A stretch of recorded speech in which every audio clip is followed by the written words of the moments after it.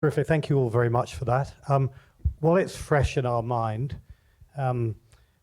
if you have the case where your son or daughter does marry or intend to marry somebody that you don't trust and think high chances of a divorce, how do you protect your capital that it doesn't go to the divorcee's family that you loathe? Is it a personal or professional question?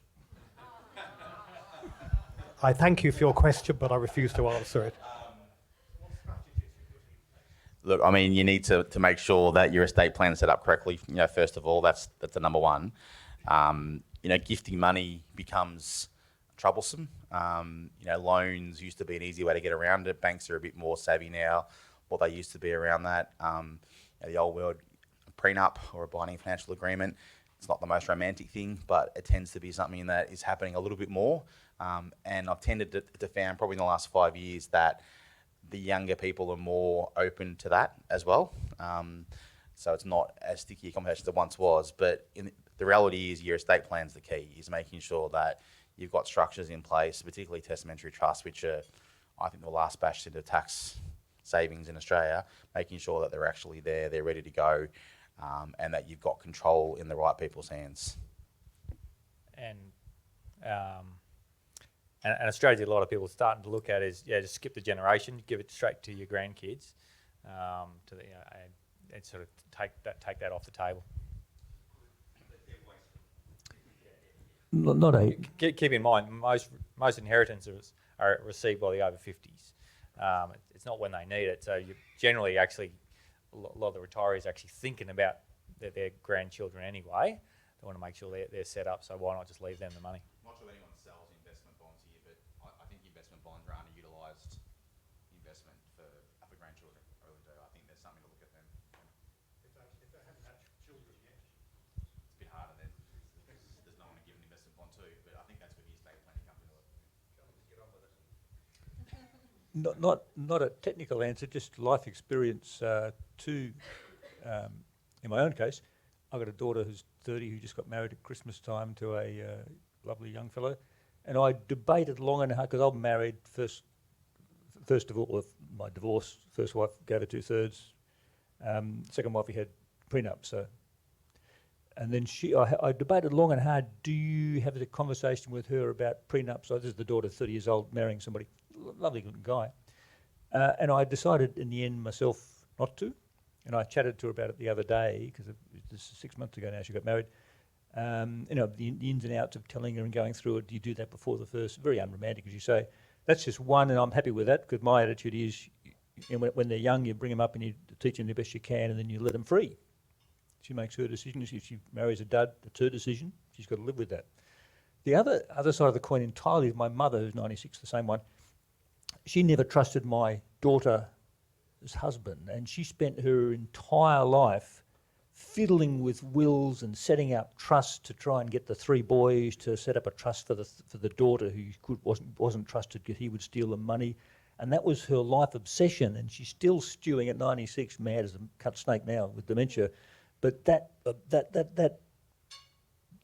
what her emotional desire basically destroyed the family over literally 50 years of fiddling with wills and trust and do this and you'll get that and you'll get. So I've seen that side of it, and that destroys families. And I've seen the other side of it. I said, look, my job is to bring up the kids the best I can and let them free. They make bad decisions. I can blame myself for not bringing them up well, but that's their decision. It's not an answer, but that's just two opposite perspectives. Thank you, everyone. It's been some really interesting presentations. My question is particularly for Ashley. There's been a lot of talk, and I hear it just about every retirement presentation, that when you first get retired, you want to do all your travel and spend, and then sort of the middle age of your retirement, you start sitting on the front porch and watching the world go by, and then you start spending money towards the end in hospitals, etc. Have you actually done any work or information on how that actually, the spending pattern actually does come into effect? Well, we've heard the smile. Your spending's high at the initial 10-ish years when you're active and you go and buy the BMW or the Harley or whatever you do when you go on the big trip. Then you've got the middle years, which, 80, 85 years old, 70, 85 years old, where you get less active and you physically can't travel and you physically can't do things. And then in a lot of cases, not all, but in a lot of cases it becomes very expensive at the end. And you've got the RAD and the DAP. Maybe you've all had the RAD and the DAP, you've had that conversation. My attitude is forget the RAD, take the DAP, because you're going to get that phone call, come and pick her up now. My mother has been in 4 nursing homes. This 4th one is actually, I think, is her home. But forget about doing the paperwork for the RAD, because you're going to have to undo all that and move on to the next one, because she's going to get kicked out, as mine has been 4 times. That's just one example, but you've got these... My father had to go through a whole reconstruction of his place to try and get it ready for his cancers and his treatment. That was 10 years ago, 12 years ago now. So you can't plan for that, but you've got to assume that the welfare side of the table doesn't deal with that. This is all financial independent, and you want to have the knowledge that you've got some money there just in case one of those things to you or your partner or disabled child, which in a lot of cases happens. I just want to have the money there. And assume you're going to have this smile if you then... I'm very good friends with Graham Hand, who's got this brain cancer, First Links. He got this out of the blue, same age as me. He's had it 6 months now. Hopefully he lives a long and healthy life, but in him it might be a sort of a downward slide. Or alternatively, his wife might live another 30 years and she has, quiet years, active years now, quiet years now, but most likely, give it a 50-50 chance of having quite an expensive years at the end. So read about the smile. You want to make sure they enjoy the time they have. Graham, for example, took 6 months off, or 3 months off, and went on the Tour de France big tour last year. And he said, thank God I did that. Cost a fortune, but I did it because now I can't do it anymore forever. So spend the money now while you can, but just recognise that you can have some quiet years and you could have some expensive years at the other end. Can I just jump in a little bit? Because the smile, it's kind of a bit of research, but it's often misinterpreted. So imagine a graph that looks like this, but the x-axis is not actually level of income. It's the rate of change of income, and the smile is all below 0. It's all negative. So what you see is real income in today's dollars starts to decline faster and faster and faster, and then the decline slows later in retirement, but it's still declining in real terms. Yeah, so am I. And that includes, so what you see is, yes, you do spend more in, and sorry, that's also US, where health costs are more expensive. That data was from. In Australia, the actual expenditure data that we see shows that, yes, absolutely, people spend more on health and aged care later on, but that is overcome by the faster decline in lifestyle spending. Obviously, as soon as you go into aged care, you are not spending any more on clothes, on furniture, on travel, on anything. You're just getting a haircut, and you're paying and paying your DAP. That's right. Correct. To actually point on the system being dismal. Even with the higher SGC amounts, isn't the system likely to become more dismal given where housing's at? In that you're getting a lot of people getting to retirement either without a house or with a big mortgage or looking to help the kids. So you're going to continue to get people who are just going to blow it. Well, I wouldn't say blow it, but the super will go and they'll be back on the pension. And I suppose my question is, isn't the logical eventual response of government to force a significant part of superannuation into annuities or life annuities? Don't know. Dismal as a report card after 33 years, but it's only 33 years, and the SGC started at 3% and it's only been 10 for the last few years. So you've got to say two things. One is that will improve over time. Just the sheer volume of money going in there, 11, 12% maybe.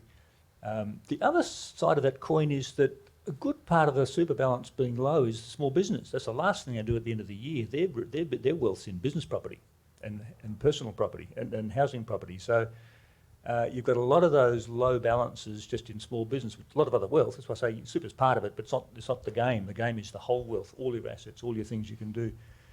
As to what the government's policy is about how you spend it and what you spend it on, I think soak the riches first, and they'll get this through in whatever shape or form to try and knock off the 3 million. And there's also a lot of pressure on industry funds to spend money on stuff, build to rent, infrastructure, mining, renewables, transition. I think there's going to be a lot of pushback on that from industry funds to spend that. I'm actually surprised why the government allows $3.5 trillion to be spent on pretty much anything. You've got the APL of 600 things, and a retiree can buy anything. They can put it all in TDs, all in Bitcoin ETFs if they want to. I find that scary, and I'm surprised the government, as a policy, given that it's very tax protected and government protected. Therefore, I'm surprised that the government haven't put more rules on how that is managed and spent. There's a rule, there's a movement, for example, that quite a powerful idea, which says, why don't you do what Singapore and Norway does? You say, well, there's a future fund there, can do it all, just roll it into one, forget about all these industry funds, have one fund look after the wealth of all citizens, like several countries do. That's a lot of risk on one management team, but it works quite well, and futures funds done as good as anybody. They've got a 8.5% return for 27 years, which is not bad. So why don't you roll all funds into the future fund, or build a government-protected annuity system, which they all mandatorily have to buy into? I'm wondering why they haven't done that already. It's a free for all, and you can buy anything with anything at the moment. Anything's on the APL. That's a bit scary as a policymaker, I think. So I would expect to see more regulation around how it's spent and how it's turned into retirement incomes. Just on that, on the productivity report which came out last year, I think the government was quite clear in saying they had 3 pillars of retirement. One of them was age pension, was super, and was housing. So I think, and I've been an advisor for 25 years, and when I started, super was a 10 out of 10. It's probably a 5 or a 6 now in terms of that. So the watering down's happening and happening and happening. But I think it's about looking at those 3 pillars.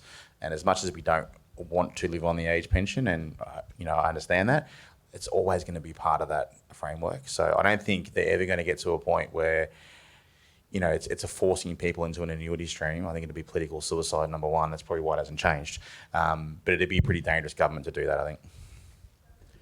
Just a question, sorry. I was going to say, I'm sure Ben will have something to say on this. I'm going to throw in it. But I think the Treasury did release the consultation paper in December last year, and they were really clear in referring back to the RIC requirements on trustees around retirement income, and the 3 components of that being flexible access to capital, which is going to rule out a traditional annuity type solution, stable and sustainable income, and maximising retirement income. So, I think, and if you look at even going back to, I think it's the the 2014. Sorry, I'm talking to off the cuff here, but one of the earlier.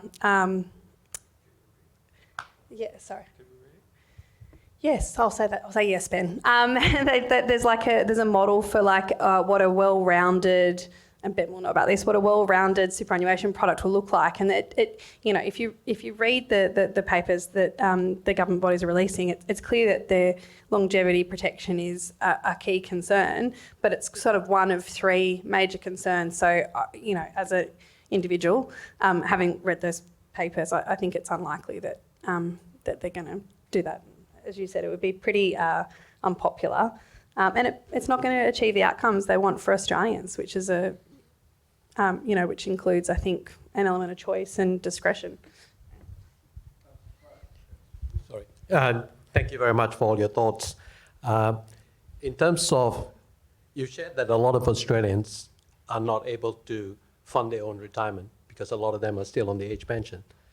And if you compare to what is being contributions into super is 12%. Now, if you compare to other countries, I'm from Malaysia, so Malaysia and Singapore. In Malaysia, it's 25% from the employee and a combination from the employer and the employer. In Singapore, it's 40%. So what level of contribution do you think should be in this country where a lot more Australians will be self-funded in their retirement? There's been the Jeremy Cooper review and other reviews have talked about theoretical numbers, which will get that up. It's a lot more. It's like 20-ish%. Malay and Singapore are very high. Singapore is a good case where I was born years ago. No one owns a house in Singapore. It's welfare. It's government-owned housing. I mean, the rich up Orchard Road, they own 20, 30, 40, $50 million houses, but the average worker, which is all of us, don't own houses in Singapore. It's in their government-run fund, future fund. So it's just a different way of doing it. Now, Singapore is a dictatorship. So in Australia, we've got something called a democracy, and you've got all these parties. So it's unlike. So therefore, the solution has got to be consensus among all these parties and all the citizens. So it's quite a different decision process in our country. It's worked well. It's got $3 trillion. The thing supporting share markets and supporting CBA price, whatever it is nowadays, MAD price, is just 11.5% going in every day. It's got to go somewhere. It goes into CBA shares. So it's been good for us, but I suspect my view has been that the fact that we have a multi-party democracy and a lot of grey votes now with their vested interest in these. You look at what Bill Shorten did 5 years ago. He lost the election on the grey vote, trying to introduce scale-back franking credits. Division 296 it's 80,000 people, and people don't get it yet, and nobody in Labor actually gets it. It'll come in some shape or form, but I suspect the grey vote and the fact that we're all interested in this, and we all see it as our own wealth. In Singapore, it'll just come when it comes. It's not seen as your own personal account, like I say, a 401k is in the US. In Australia, we're more like the US model, where it's actually our money, don't touch it. So I think that's going to be harder to get reform. Okay. I think Ben was going to take that one. Yeah. Look, a few comments. Number one, let's not kid ourselves that a self-funded retiree is not getting any welfare. The amount of tax concessions we have built into superannuation system is, certainly for those clients, is far bigger than they'd ever get on the age pension, and through a long period of time, right? So it's not like there's a bucket of money here which is for poor people and the rest is for the taxpayers or something. It all comes from the taxpayers. Whether you call it an age pension or a superannuation tax concession. And sorry, and I'm not knocking the tax concessions by any means. I'm not knocking it, but I'm just saying we call it self-funded, but it's those big superannuation balances and the tax-free incomes is still very, very much supported by the taxpayer, and I don't have a problem with that. Number two, the retirement income review actually analysed and said, and this is back when SG was about 10%, they said we didn't need to increase SG to 12. They said we'd get far better outcomes if we just help retirees to spend the capital that's there as opposed to increasing the SG. And so that's why you've got this focus on more efficient vehicles to actually spend the capital. That's what we're trying to do at North with these lifetime solutions. They just spend the capital.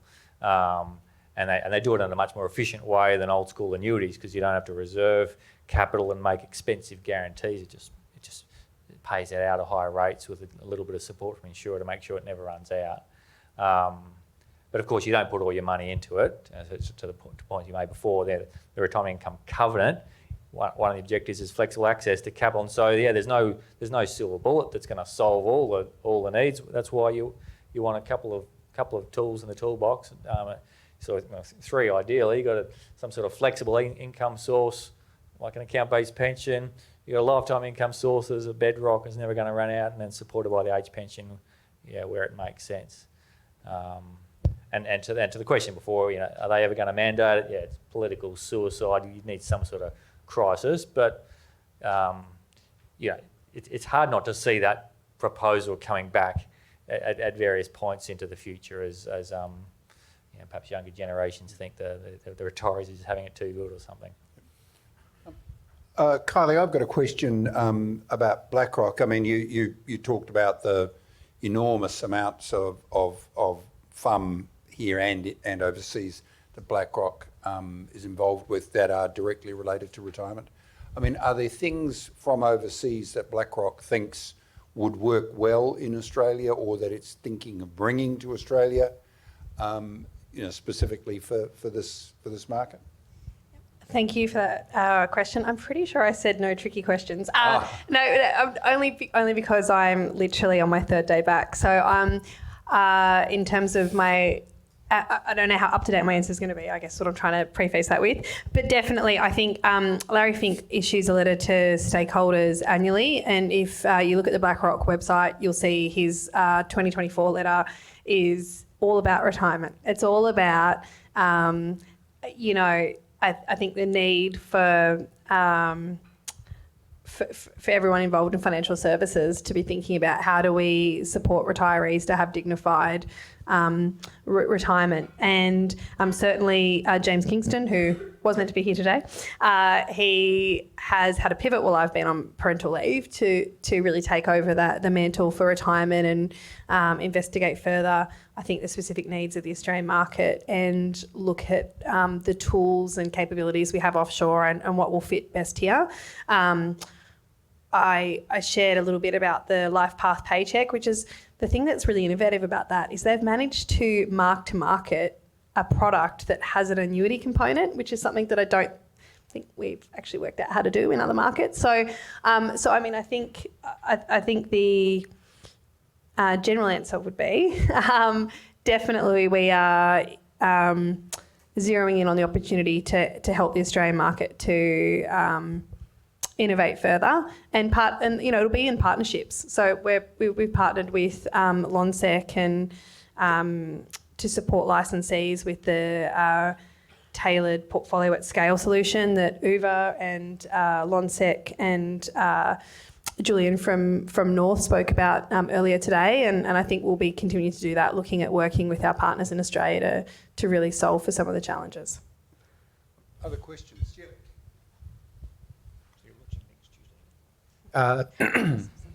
Sorry, just a question for Kylie as well. You mentioned the LifePath solutions that you've been working on at BlackRock. Sort of curious, you mentioned it sort of growingly puts a portion of the portfolio into annuities.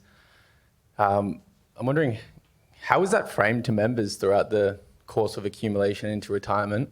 I guess that allocation to annuities.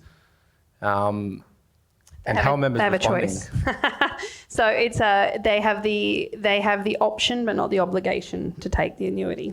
So it's I think if they don't take the annuity, the income will come from the bond ladder, so investing in bonds of different maturities and taking that income, as well as there'll be capital growth on the equity exposure. So I mean, I'm happy to provide you to connect with you after this and give you some more information next week. But yeah, at a high level, that's the answer is they've got the option but not the obligation. So, but certainly in terms of engaging, and the other thing with that paycheck product, the Life Path Paycheck, it's a 401k plan, so it's an employer-sponsored plan. So I imagine that the communication with they're not really going to be clients and employees. It's going to be specific to, I guess, the interaction between BlackRock and that employer and how they want to frame those conversations with their clients, with their employees.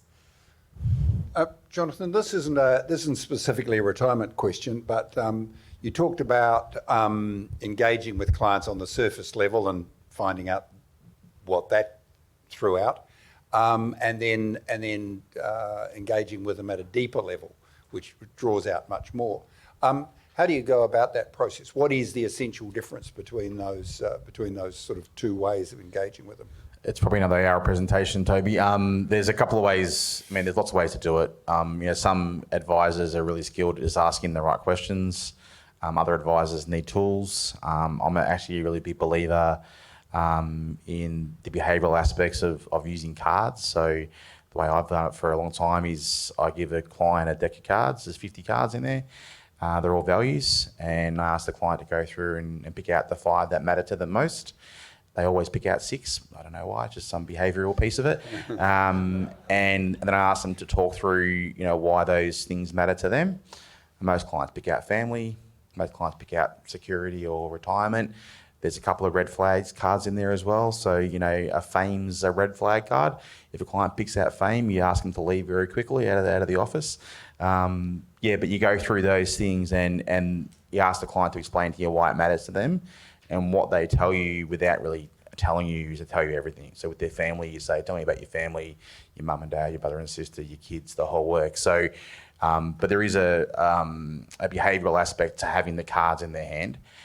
So when you have the cards in your hand and you're talking to a card, it becomes a subconscious conversation rather than when you ask a question, what are your values? Everyone looks at you like, what are you talking about? What are my values? It's a very hard question to answer, but you give someone some playing cards and it changes the whole way the conversation happens.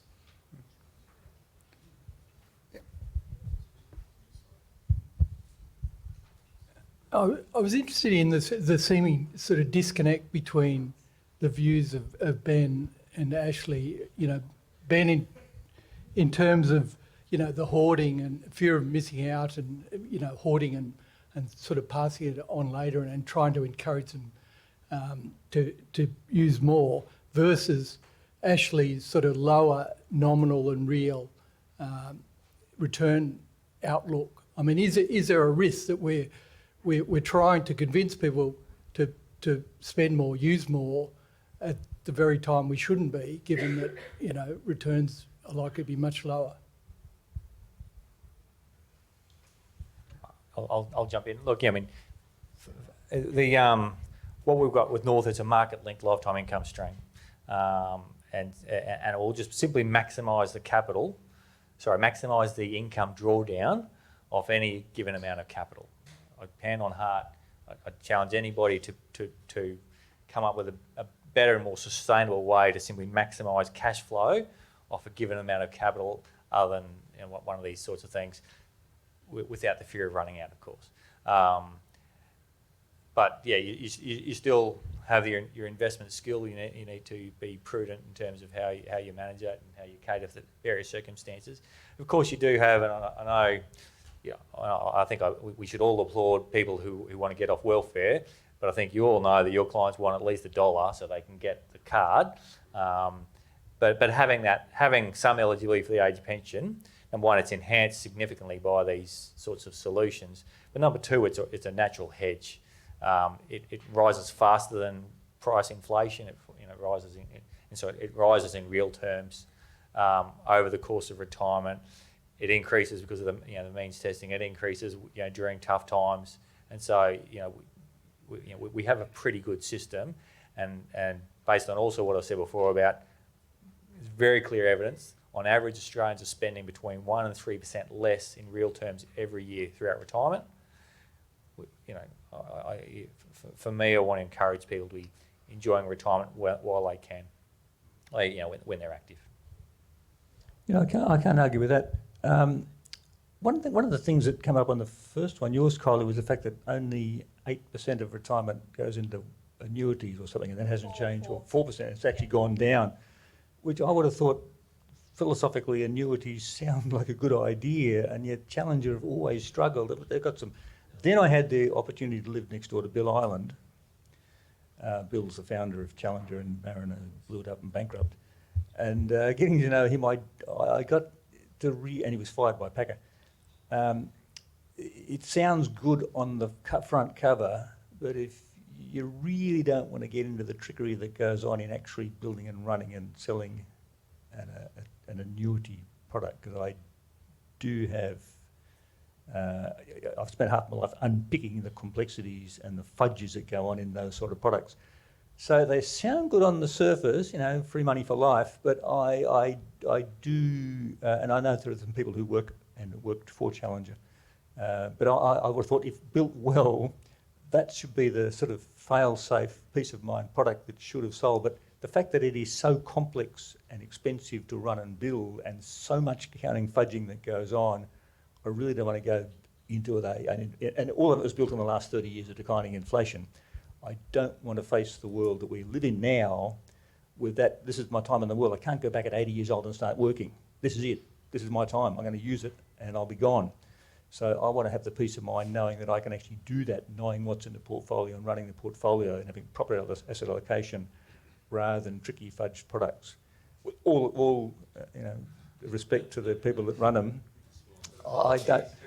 I know what they're built on, and I wouldn't trust them with this is my time on the earth. I'm not going to trust that, personally. There's a wonderful thing about Australians is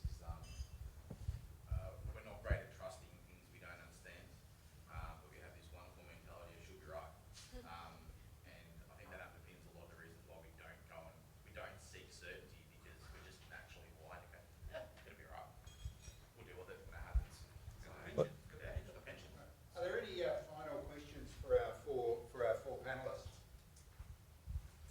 No, well, look, please join with me in thanking the four of them.